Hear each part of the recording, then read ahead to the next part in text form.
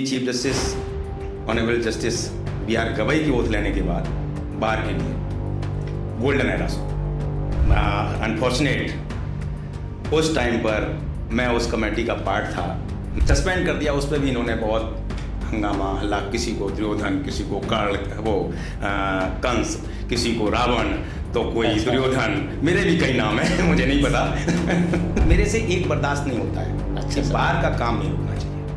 बहुत सुंदर। तो उसके लिए फिर कोई भी अगर आपको कठिन निर्णय लेना पड़ रहा है इंस्टीट्यूशन के लिए, सुप्रीम कोर्ट की अगर कभी कोई बात आएगी मैं खड़ा मिलूंगा, क्योंकि ये इसी से मेरी इज्जत है। अभी गवई साहब जो कर रहे हैं उनसे कोई भी चीज़ मांगो, अगर पॉसिबल है बार के लिए, always ready. And if it's good for the masses, for the bar, वो हमेशा साथ दे। हमेशा। तो कोविड के टाइम पे जो सुप्रीम कोर्ट बार एसोसिएशन ने किया है, वो आपको मैं बता दूं, मैंने तो किसी इवन गवर्नमेंट का भी कोई इंस्टीट्यूशन हो और कोई प्राइवेट इंस्टीट्यूशन हो, इतनी हेल्प मेंबर की नहीं की होगी। बार रिफॉर्म्स को लेकर आने वाले क्या कदम होंगे? सुप्रीम कोर्ट बार एसोसिएशन किस तरीके से काम करती है और उससे क्या फ़ायदा होता है वकीलों का, कुछ बताएंगे इसके? नमस्कार दोस्तों, मैं Vineet Kant Parashar, VK talk initiated by Vishesh Khabar media समूह के आज के इस पॉडकास्ट में आप सभी का हार्दिक स्वागत करता हूं, अभिनंदन करता हूं। दोस्तों, आज हमारे बीच में विशेष अतिथि के रूप में मिनेश दुबे जी उपस्थित हैं। मिनेश जी जो हैं सुप्रीम कोर्ट बार एसोसिएशन के वर्तमान में जॉइंट सेक्रेटरी हैं, तो पूर्व में भी तमाम पदों पे मनीष जी हसीन रहे, मिनेश जी हसीन रहे हैं। मिनेश जी का योगदान अगर बार के लिए देखा जाए तो बहुत महत्वपूर्ण है, बहुत बड़ा है। मिनेश जी स्पेशली जब बार रिफॉर्म्स की बातें आती हैं, वकीलों के कल्याण की बातें आती हैं, तथा कोई ऐसा और अहम मुद्दा होता है जो वकीलों के लिए लाभ या पूरे बार एसोसिएशन का सम्मान का इशू होता है, उसको लेके बड़े मुखर रहते हैं और हमेशा कहीं ना कहीं अपने योगदान से बार एसोसिएशन को उसके कार्य करने में पूर्ण रूप से सहायता करते हैं। तो मिनेश जी, आज के इस पॉडकास्ट में आपका हार्दिक स्वागत है। धन्यवाद जी। मिनेश जी, हमारे दर्शकों से जब भी हम कोई पॉडकास्ट करते हैं, हमारे दिमाग में हमेशा रहता है कि हमारे दर्शक भी हमें कुछ फीडबैक भेजें। तो अब की बार जब हमने उनसे चर्चा करी कि सुप्रीम कोर्ट बार एसोसिएशन से मिनेश दुबे जी, शायद वो सब आपको जानते भी हैं, आ रहे हैं और कुछ ना कुछ चर्चाएं विशेष रहेंगी, तो उनके मन में भी कुछ जिज्ञासाएं थी, कुछ बातें थी जो उन्होंने हमें लिख के भेजी और कहा कि मिनेश जी से ज़रूर पूछिएगा। तो हम चाहेंगे वो 2-4 उत्तर जो हमारे परेशान है उनका भी आप विस्तार रूप से बताएंगे और हमारे दर्शकों को ज्ञानवर्धक बिल्कुल बातें देंगे। यानी सबसे बड़ी बात जो है जो एक आम जन के दिमाग में रहता है, सुप्रीम कोर्ट बार एसोसिएशन किस तरीके से काम करती है और उससे क्या फ़ायदा होता है वकीलों का, कुछ बताएंगे इसके बारे में? देखिए विनीत जी, सुप्रीम कोर्ट बार एसोसिएशन जो है एक अपेक्स बॉडी है जी। सुप्रीम कोर्ट और सुप्रीम कोर्ट बार एसोसिएशन दोनों एक सिक्के के दो पहलू। अच्छा। बेंच के बिना बार अधूरी और बार के बिना बेंच अधूरी, दोनों एक दूसरे के लिए मतलब एक दूसरे के साथ काम करते हैं। और मैं कहूँ तो सुप्रीम कोर्ट बार एसोसिएशन जैसे कि अपेक्स बॉडी है पूरे देश की, हमेशा सुप्रीम कोर्ट को प्रोटेक्ट करने के लिए, इंस्टीट्यूशन के लिए खड़े हैं। बार का और क्या रोल है मैं आपको थोड़ा संक्षेप में बताता हूं कि इंस्टीट्यूशन को प्रोटेक्ट तो करना ही है। अगर सुप्रीम कोर्ट है तो बार एसोसिएशन है, अगर सुप्रीम कोर्ट की रिस्पेक्ट है तो एसोसिएशन की रिस्पेक्ट है, मेंबर्स की रिस्पेक्ट है, एडवोकेट्स की रिस्पेक्ट है। इसके साथ साथ जो बार के मेंबर्स के लिए करती है सुप्रीम कोर्ट बार एसोसिएशन, उसमें बहुत बड़ा रोल है। जैसे चैम्बर अलॉटमेंट है सबसे बड़ा, उसके लिए सुप्रीम कोर्ट से डिमांड रखती है bar. Supreme Court Chief justice of India से रिक्वेस्ट करती है कि हमारे मेंबर्स को चैम्बर दिलाए जाएं। कंसल्टेशंस रूम होते हैं जहां मेंबर्स कॉन्फ्रेंस करते हैं, खाली टाइम में अपना स्टडी करते हैं। एक बेसिक इंफ्रा क्रिएट करना, एक क्रिएट करना। बिल्कुल। सेकेंड, आपका लेक्चर कराना यंग मेंबर्स के लिए। अच्छा सर। हाँ, लेक्चर सीरीज चलाते हैं, लेक्चर कराते हैं यंग मेंबर्स के लिए। AOR एग्ज़ाम्स के लिए लेक्चर कराना, जो एक सुप्रीम कोर्ट में AOR का एग्ज़ाम होता है।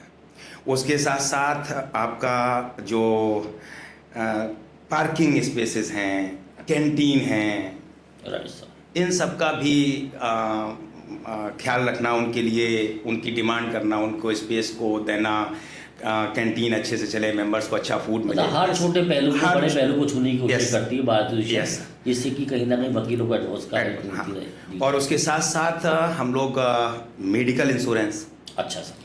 Term insurance, right sir. जो कि लाइफ इंश्योरेंस को टर्म इंश्योरेंस जो कहते हैं, उस पर भी हम लोग काम करते हैं। अभी हमारी मेडिकल इंश्योरेंस पॉलिसी चल रही है, इस समय चालू है, जो कि सिब्बल साहब के टाइम पे, जो हमारे अभी फॉर्मर प्रेसिडेंट थे राइट सर। कपिल सिब्बल साहब, उन्होंने शुरू कराई है, अभी वो चल रही है। हम टर्म इंश्योरेंस पे काम कर रहे हैं। हमारे अभी जो प्रेसिडेंट हैं विकास सिंह जी, वो बहुत मेहनत कर रहे हैं कि इस बार टर्म इंश्योरेंस 20 लाख की कम से कम प्रत्येक मेंबर को हम दें। इसके साथ साथ कभी भी कोई भी फाइनेंशियल क्राइसिस आती है मेंबर्स को, अच्छा सर। तो हमारी बार के सीनियर्स, जो सीनियर मेंबर्स हैं, हमेशा साथ खड़े होते हैं।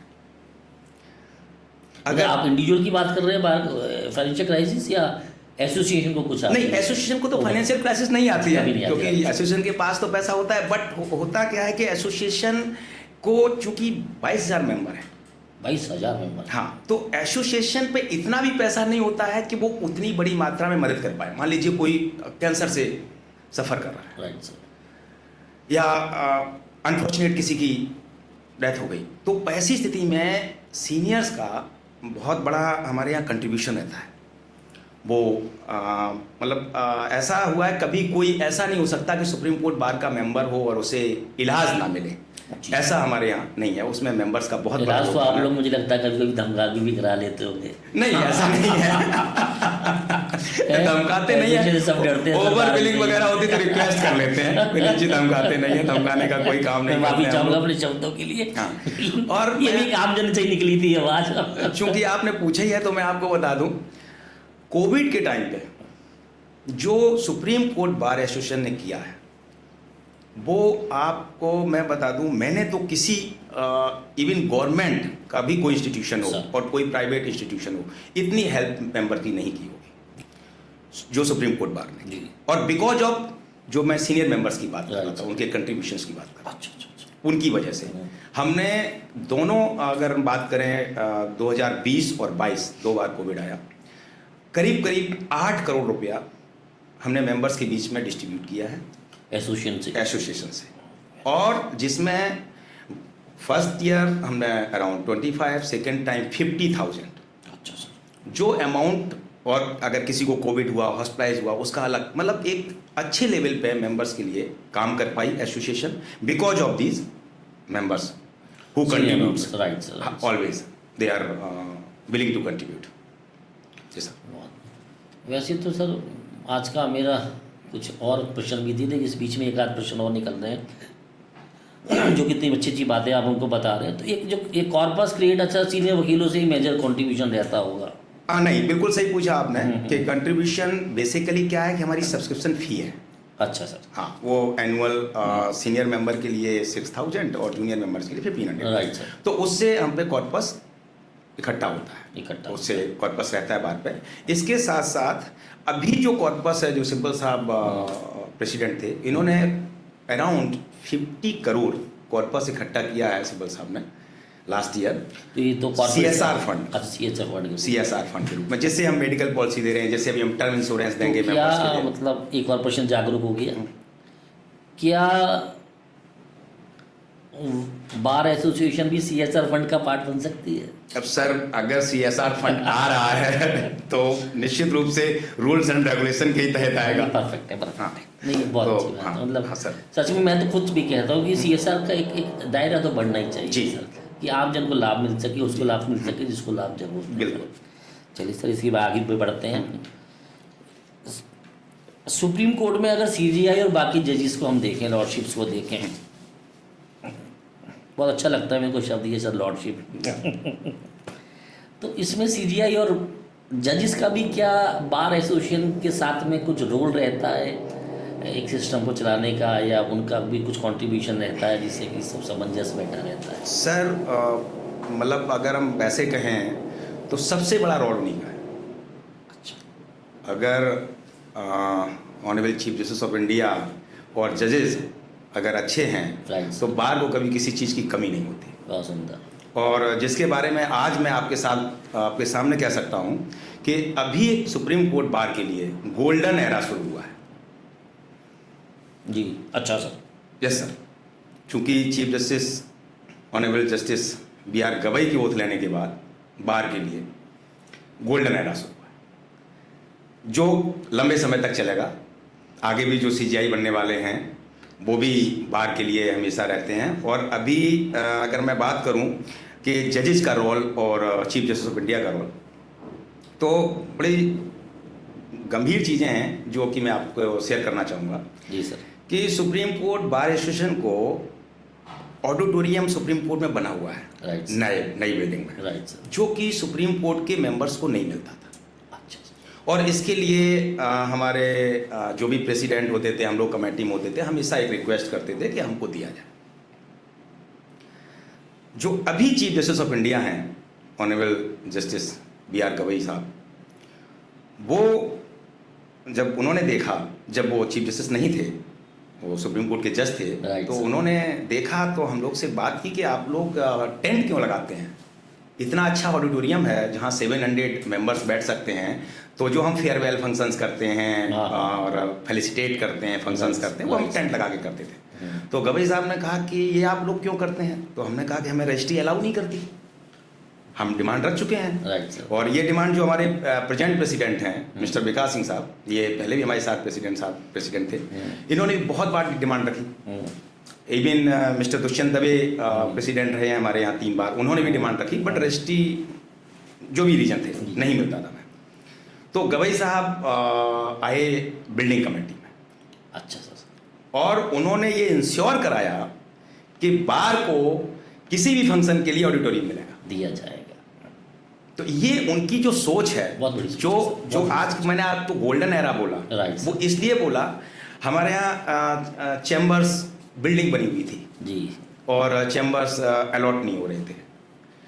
उसमें justice Ramana, then he was the chief justice of India, right sir. उन्होंने एक जो चीफ जस्टिस बनने वाले थे उनकी एक कमेटी बनाई, जिसमें ऑनरेबल जस्टिस चंद्रचूड़ थे, जस्टिस यू ललित थे, right sir. And justice Gavai साहब थे, जी सर। एंड जस्टिस सूर्यकांत साहब।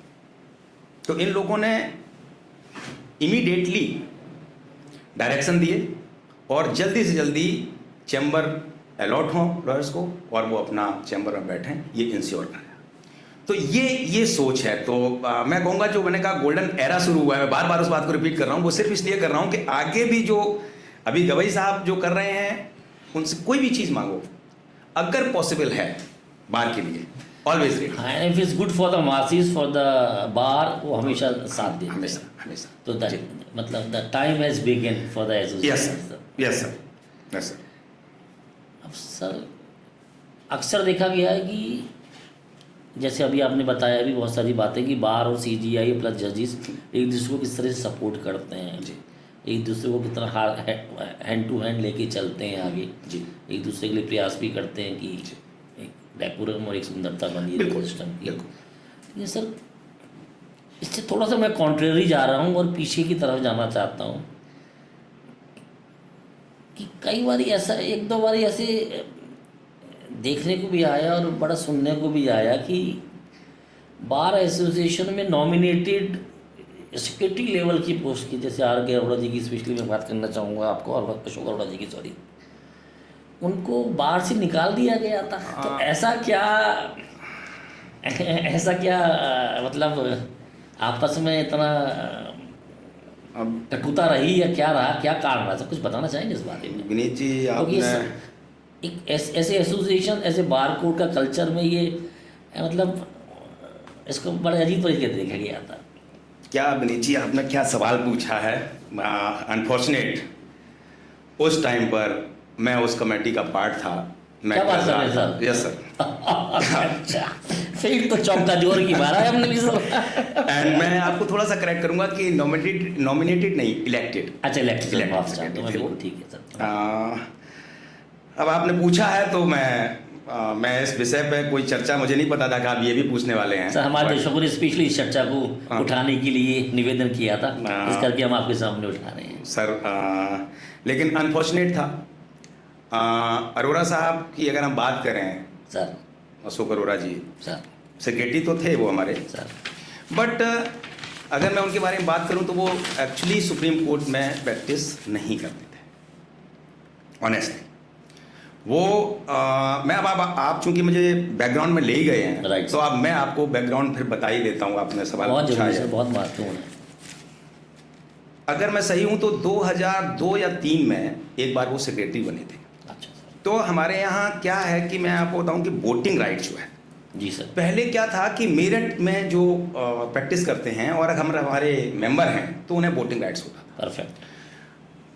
गुड़गांव, फरीदाबाद, दूर दूर से पूरा एनसीआर और जहां भी जो मेंबर बन गया उसका वोटिंग राइट्स होता था। तो ये डिस्ट्रिक्ट कोर्ट में प्रैक्टिस करते थे और सबका ही वोट होता था उस समय। तो ये कंटेस्ट की और उस समय जीते। अगर मैं सही हूं तो उस समय एक विषय आया, ये सब देख के कि कोई भी जीत रहा है, मतलब अदरवाइज कोई आने का मतलब नहीं था, क्योंकि उस समय प्रेसिडेंट आर के जैन साहब थे जी सर। और and he was the regular practitioner of the supreme court, senior advocate थे, बहुत रिस्पेक्टफुल आदमी थे। तो ये निश्चित रूप से कि कोई जब भी ऑफिस बीरर गलत इलेक्शन हो जाता है, गलत इलेक्ट हो जाता है सॉरी, तब ये चीजें सोची जाती हैं कि इसको कैसे रोका जाए। तो शायद इन्हीं के बारे में हो, but I am not sure क्योंकि मैं उस समय नहीं था। Right. ये मेरे आने के पहले की बात है जो मैंने सुनी है। Right sir. तो आया एक कॉन्सेप्ट लाया गया 1 बार 1 वोट, कि एक आदमी एक ही बार एसोसिएशन में वोट देगा। अगर मेरठ का आदमी सुप्रीम कोर्ट में वोट देगा तो फिर मेरठ बार एसोसिएशन में वोट नहीं देगा।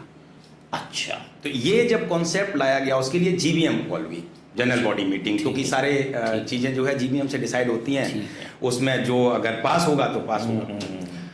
तो जहां तक मेरी जानकारी है कि इन्होंने उस जीबीएम में जो शायद पास हुआ या नहीं होने दिया, हुआ जो भी, इन्होंने उसका अपोज किया और अपोज करने के बाद किसी इनके कलीग ने कोई मैटर फाइल किया 30 जारी में, क्योंकि ये डिस्ट्रिक्ट कोर्ट के वकील थे तो वहाँ के मास्टर थे। अच्छा। तो इन्होंने वहाँ एक केस फाइल किया और सिविल जज के यहाँ कुछ स्टे ले लिया 1 बार एंड 1 वोट, ऐसा मैंने सुना है। अच्छा सर। तो उसको डायरेक्ट सुप्रीम कोर्ट में, नॉर्मली क्या होता है कि सिविल जज ने अगर किया तो जो है लोअर कोर्ट में लिया है। हाँ, लोअर कोर्ट सिविल जज के यहाँ लिया तो सिविल जज से जाता है डिस्ट्रिक्ट एडिशनल डिस्ट्रिक्ट जज के यहाँ, फिर हाई कोर्ट, फिर सुप्रीम कोर्ट।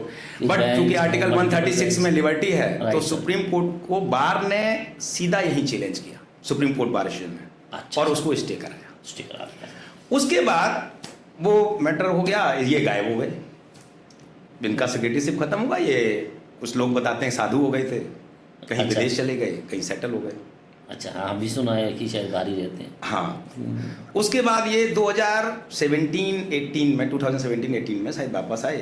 तो 18 में ये इलेक्शन कंटेस्ट किए, 18-19 का election, if I am correctly remember, secretary का। तो उस समय जो अभी भी हमारी कमेटी में है मिस्टर विक्रांत यादव, इन्होंने बहुत लंबे मार्जिन से उनको करीब 200 वोट से हराया और मिस्टर विक्रांत यादव सेक्रेटरी बने। फिर नेक्स्ट टाइम जब ये कंटेस्ट किए तो अगला इलेक्शन, उसमें क्या हुआ कि हमारे यहाँ यंग, मेरी एज के काफ़ी यंग लड़के कंटेस्ट कर गए सेक्रेटरी के लिए।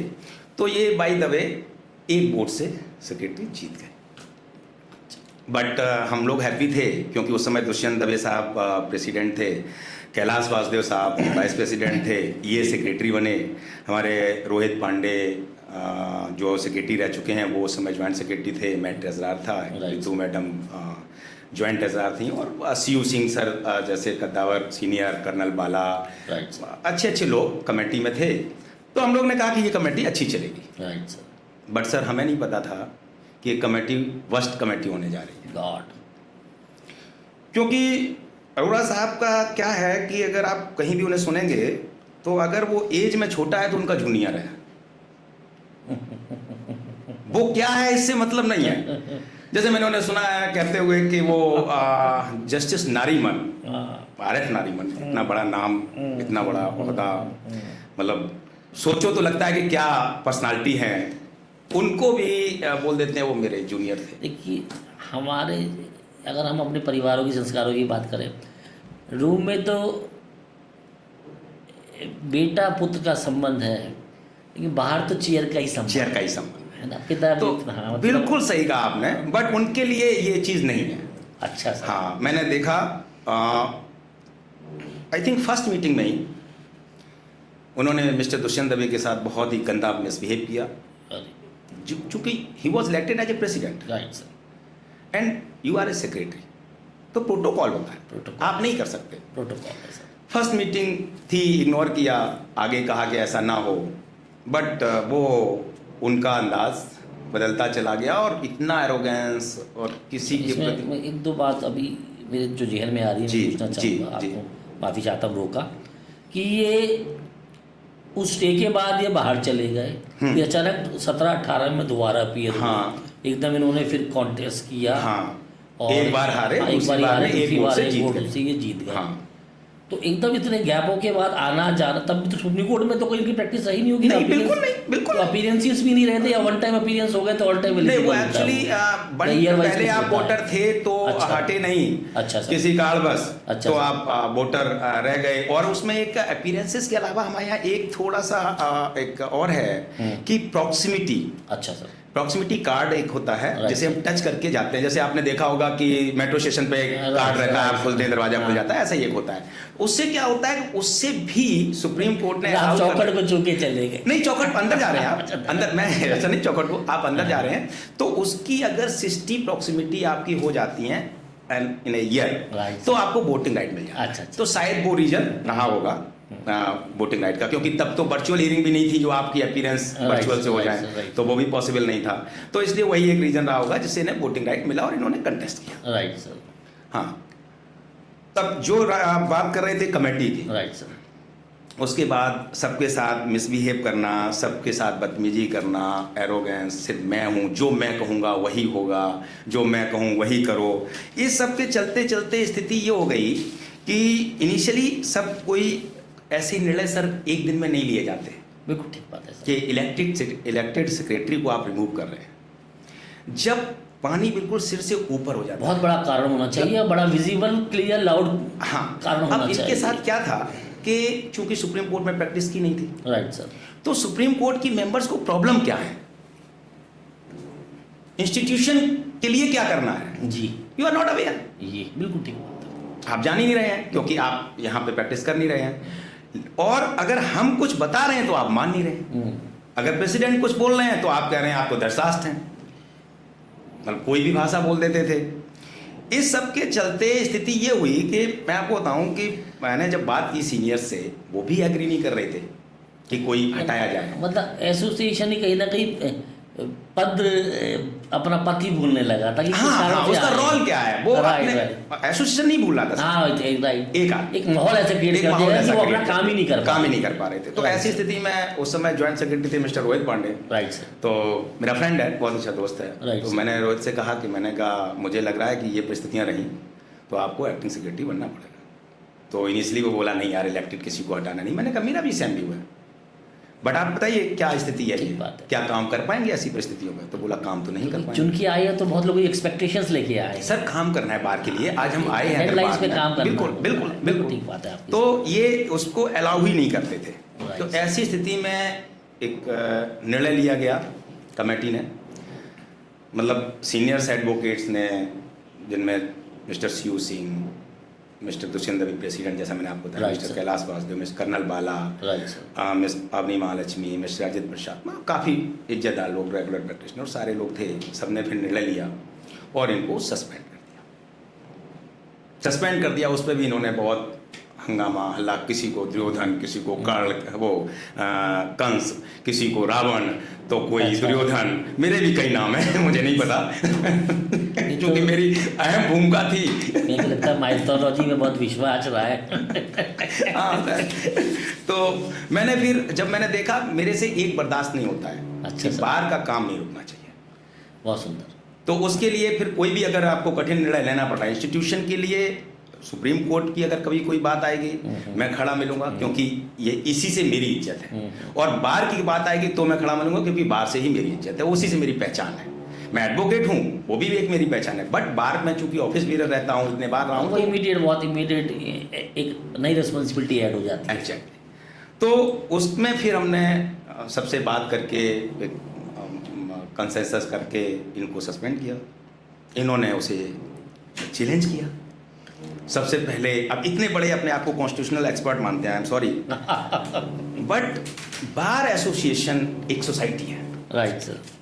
और इस सोसाइटी में आपने मुझे पुरानी बातें याद दिला दी क्योंकि वो उस पर एक सीरीज बन सकती है, मतलब आप नेटफ्लिक्स की वो बन सकती है जो हमारे लिए भी जो आप सारी बातें बता रहे हैं, एक आम जन के लिए ये सब जानना मतलब हम एस्टॉनिश, मैं सरप्राइज हूँ। तो इन्होंने ये बार काउंसिल ऑफ इंडिया चले गए। अच्छा सर। इन्होंने वहाँ कंप्लेंट की। अब सुप्रीम कोर्ट बार एसोसिएशन एक इंडिपेंडेंट सोसाइटी है, उस पर बार काउंसिल ऑफ इंडिया कोई कंट्रोल नहीं। Bar council of India control कर सकता है एज ए इंडिविजुअल मीन्स तो भी, राइट, बट एसोसिएशन पे कैसे? सोसाइटी में एक्ट में रजिस्टर्ड सोसाइटी है, उस अपनी इंडिपेंडेंट सोसाइटी है। उन्होंने भेजा, हम लोग ने बात की, दुष्यंत दवे साहब ने कहा कि इसका रिप्लाई दे दो तो कि आप आपके कंट्रोल में नहीं है। तो एक रिस्पेक्टफुली चेयरमैन साहब को रिप्लाई भेज दिया। तो इन्होंने देखा कि यहाँ तो उन्होंने स्टे ग्रांट कर दिया था कि अरोड़ा जी नहीं रिमूव होंगे।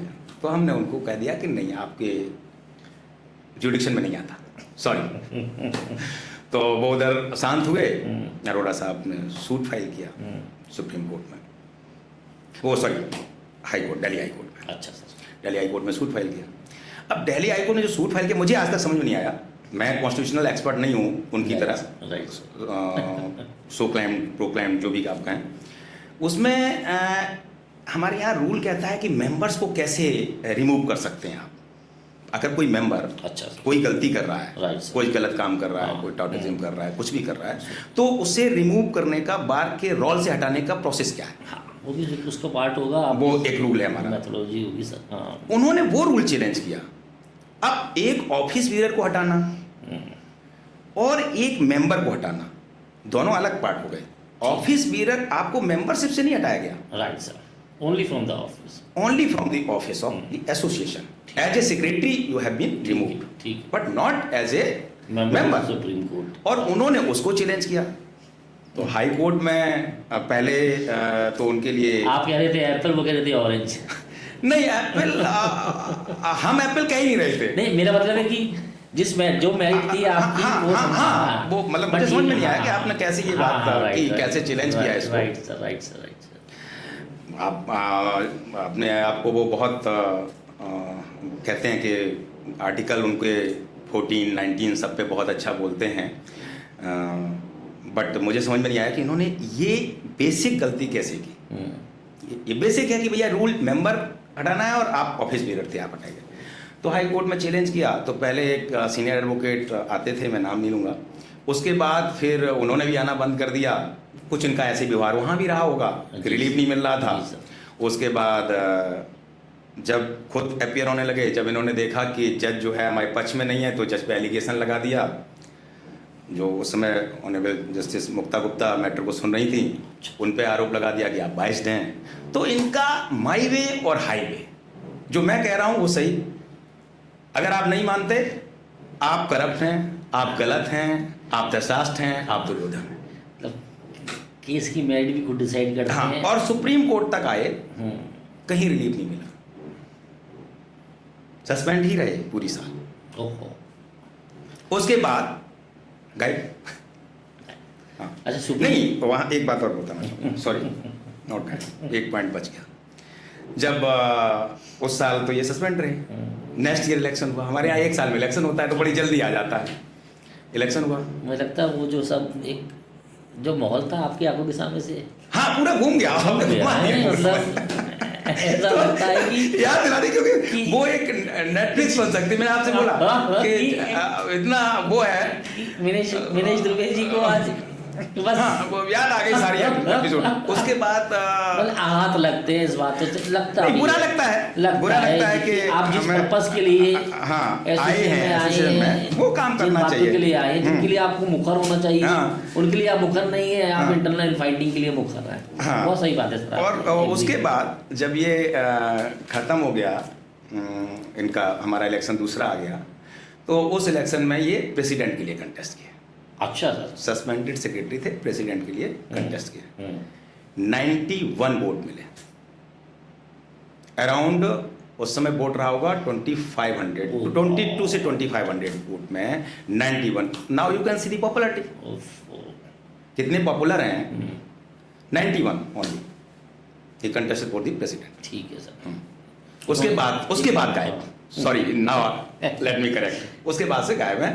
कहीं आई थिंक पता नहीं यूएसए में है या यूके में है, कहीं अच्छा, बैठे हैं। अच्छा सर। कुछ इंटरव्यू वगैरह आते रहते हैं कभी कभी मीडिया पर। अच्छा सर, चलिए खैर बहुत सारी बातें समझ में आई, ये भी समझ में आई कि कई बार कैसे माहौल बन जाते हैं, किस कारण से बायो एजुकेशन को कई बार कठिन निर्णय भी लेने पड़ते हैं। बिल्कुल बिल्कुल सर। क्योंकि अगर आप डेविएट हो रहे हो अपने उन ऑब्जेक्टिव से, उस सोच से जिसके लिए कि इतनी बड़ी पब्लिक ने, इतने पढ़े लिखे वर्ग ने आपको Correct. चुन के भेजा करेक्ट है, सर, करेक्ट। तो अगर आप जिम्मेदारी नहीं निभाएंगे, जिम्मेदारी निभाएंगे तो मुझे लगता है कि फिर न्याय नहीं हो रहा है। किसी को तो महाभारत का पांडव वाला रोल और श्री कृष्ण वाले रोल भी निभाना ही पड़ता है। बिल्कुल बिल्कुल बिल्कुल। तो चलिए सर, बहुत बढ़िया रही सारी बातें, जी। और हमें लगता है हमारे दर्शकों ने भी जो बहुत सारी बातें पूछी थी, उस सब बातें आप बता पाएँ। लेकिन इससे पहले सर एक दिमाग में मेरी और चीज़ आ रही है, क्योंकि आपका समय बहुत महत्वपूर्ण है, मैं समझ पा रहा हूँ। बार रिफॉर्म्स को लेकर आने वाले क्या कदम होंगे, ऐसी एसोसिएशन विनीत जी के दिमाग में क्या विज़न है उस चीज़ को लेके, विनीत जी बताएंगे सर आप? विनीत जी अभी हमारे जो इलेक्टेड ऑफिस बीरर हैं या सीनियर मेंबर हैं, मेंबर एजुकेटिव, बहुत ही एक्सपीरियंस्ड हैं। Right sir. और जैसे विकास सिंह साहब हैं, राइट सर। उनका 4th टर्म है। विकास चौथी सर का बार- 4th टर्म? हाँ, चौथी बार प्रेसिडेंट बने। हमारे जो वाइस प्रेसिडेंट हैं मिस्टर राहुल कौशिक जी, अच्छा सर। वो सेक्रेटरी रहे हैं बार के, अच्छा सर। और अभी वाइस प्रेसिडेंट हैं। प्रज्ञा वघेल जी मैडम है हमारी सेक्रेटरी, फर्स्ट टाइम आई है, बट बहुत ही ज़्यादा विजन है उनमें काम करने का। बहुत, हाँ, बहुत ही बोलें कि बार के लिए समर्पित हैं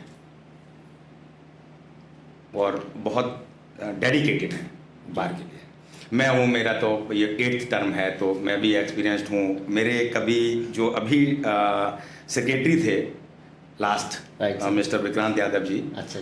3rd टाइम सेक्रेटरी थे, बट अभी चूंकि सीट रिजर्व हो गई हमारे यहाँ सेक्रेटरी की, तो उसकी वजह से वो ट्रेजार कंटेस्ट किए हैं, ट्रेजार हैं। अच्छा, वो भी एक्सपीरियंस्ड हैं। सुशील तोमर ज्वाइंट और सीनियर मेंबर, तो एक टीम ऐसी है जिसके जो एक्सपीरियंस्ड है और जिसके पास विजन है।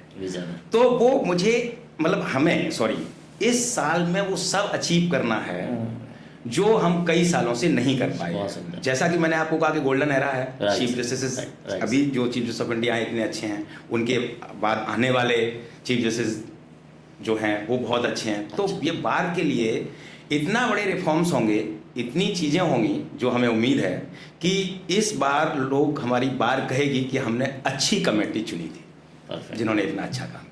विनीत जी, एक बात पूछना चाहूँगा, बार एसोसिएशन पे जैसे आपसे बातें हो रही हैं, बहुत ही हेक्टिक शेड्यूल रहता होगा, तमाम बहुत सारी चीज़ें हैं जो आप लोग करनी पड़ती, करवानी पड़ती हैं, तो इतना समय प्रैक्टिस के बाद आप लोग दे पा रहे हैं, उसको तो सबसे पहले मैं सैल्यूट करना चाहूँगा। आपका तो 8th टर्म है, ये भी बहुत बहुत बड़ी बात है। तो आप पैशनेट हैं बार को लेके, या बार वाले एसोसिएशन वाले आपके लिए पैशनेट रहते हैं कि विनीत के बिना हम चलेंगे? नहीं, देखिए सर, मैं भी पैशनेट हूँ और वो भी पैशनेट बहुत हैं। बढ़िया सर। हम दोनों एक दूसरे के, उन्हें लगता है लड़का अच्छा काम करता है, इसको इलेक्ट करो, और मुझे लगता है कि मुझे करना है, तो मुझे जाना है कमेटी में और ये काम करने हैं। तो इसलिए हम बार बार आते हैं। बिजू, आप बिल्कुल सही कह रहे हैं, कई बार अपना काम सफ़र करता है, बट लार्जर इंटरेस्ट, क्योंकि मैंने ऑनेस्टली वकीलों को देखा है, उनका काम देखा, रात रात भर वो बैठ के उनकी स्टडीज़ हैं, नेक्स्ट डे उनकी आर्ग्यूमेंट्स हैं, उनकी तमाम सब चीज़ें आप लोगों का प्रोसेस चलता है। इन सब के बीच में भी आप इतना अच्छा काम कर पा रहे हैं और इतने स्माइल के साथ कर पा रहे हैं, इतनी एनर्जी के साथ कर पा रहे हैं, तो ये आप बहुत ही, ये बार एसोसिएशन के लिए, सुप्रीम कोर्ट बार एसोसिएशन के लिए भी एक बहुत ही अच्छा पहल है कि आप जैसे लोग एसोसिएशन बने हुए और काम कर रहे हैं। सर सर भी वहाँ पर हैं जो गाइडेंस कर रहे हैं। विनीत जी, एक सोशल रिस्पॉन्सिबिलिटी भी होती है, हम जहाँ होते हैं वहाँ हमें कुछ करना चाहिए। पिछले 8 जो चुनावों से लगातार ऐसे किसी ना किसी पोस्ट पर रह के पदाधिकारी बन के एसोसिएशन की सेवा कर रहे हैं, वकीलों के कल्याण के लिए मुखर रह रहे हैं और अच्छे कार्य कर रहे हैं। इसी शुभकामनाओं के साथ पुनः हम चाहेंगे हम बहुत जल्दी मिलें और कुछ नई चर्चा के साथ आपके पास फिर सारी बातें करें। आपका यहाँ आने के लिए बहुत बहुत धन्यवाद। धन्यवाद विनीत जी, आपने बुलाया। Thank you.